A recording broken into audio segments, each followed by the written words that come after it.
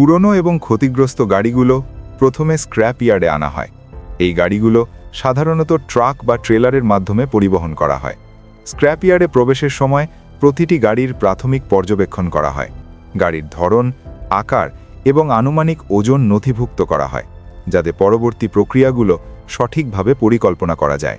এই গাড়িগুলো আর রাস্তায় চলার উপযোগী নয়, কিন্তু এগুলোর ভেতরে থাকা স্টিল এখনও অত্যন্ত মূল্যবান।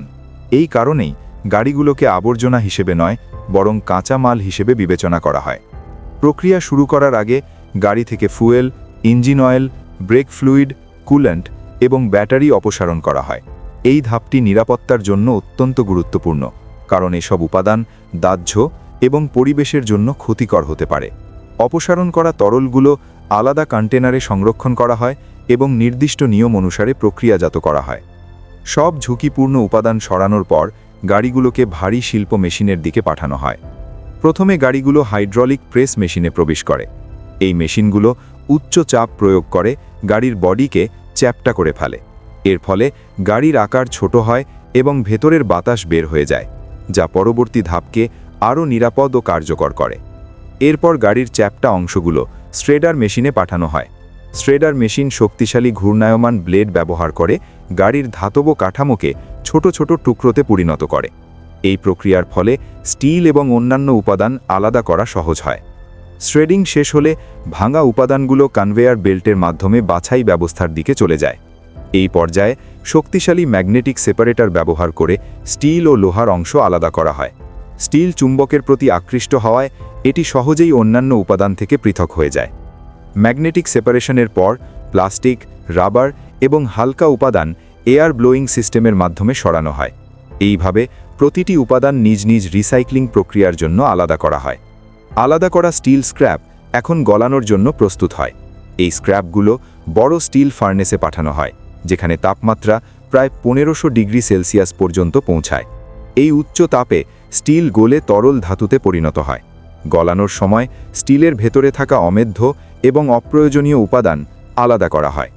এই পরিশোধন প্রক্রিয়ার মাধ্যমে স্টিলের গুণগত মান উন্নত করা হয়, যা রেলওয়ে ট্র্যাক তৈরির জন্য অত্যন্ত গুরুত্বপূর্ণ। পরিশোধিত তরল স্টিলের রাসায়নিক গঠন পরীক্ষা করা হয়। স্টিলের শক্তি, স্থায়িত্ব এবং চাপ সহ্য করার ক্ষমতা নির্দিষ্ট মান অনুযায়ী যাচাই করা হয়।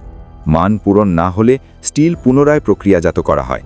এরপর তরল স্টিল বিশেষভাবে তৈরি ছাঁচে ঢালা হয়। এই ছাঁচগুলো এমনভাবে নকশা করা যাতে স্টিল ধীরে ধীরে রেলওয়ে ট্র্যাকের প্রাথমিক আকৃতি নিতে পারে। স্টিল ঠান্ডা হওয়ার সঙ্গে সঙ্গে এটি শক্ত হতে শুরু করে। ঠান্ডা হওয়ার পর রেল লাইনগুলো রোলিং মেশিনের মধ্য দিয়ে যায়। এই মেশিনগুলো রেল লাইনের আকার আরও নিখুঁত করে তোলে। নির্দিষ্ট দৈর্ঘ্য, প্রস্থ এবং পুরুত্ব এই পর্যায়ে নিশ্চিত করা হয়। এরপর রেল লাইনগুলো হিট ট্রিটমেন্ট প্রক্রিয়ার মধ্য দিয়ে যায়।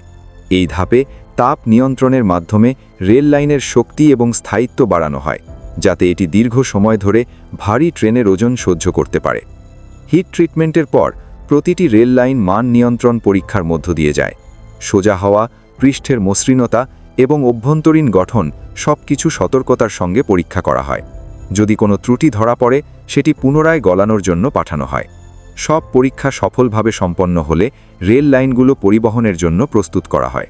এরপর এগুলো রেলওয়ে প্রকল্পে পাঠানো হয়, যেখানে স্থায়ীভাবে ট্র্যাক বসানো হয় এবং ব্যবহার শুরু হয়।